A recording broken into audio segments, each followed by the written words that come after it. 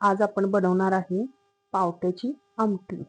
त्यासाठी लागणारे साहित्य: पाव किलो पावटा, ठेचलेला लसूण भरपूर घ्यायचा तो, मीठ चवीनुसार, हळद आणि लाल तिखट.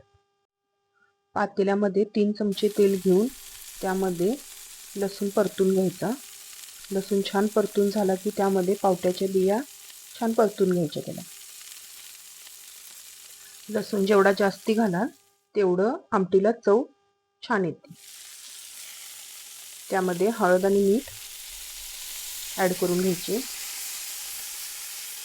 त्यानंतर लाल तिखट, मी इथे कोल्हापुरी लाल तिखट घेतलेले आहे, ते पण छान परतून घ्यायचे.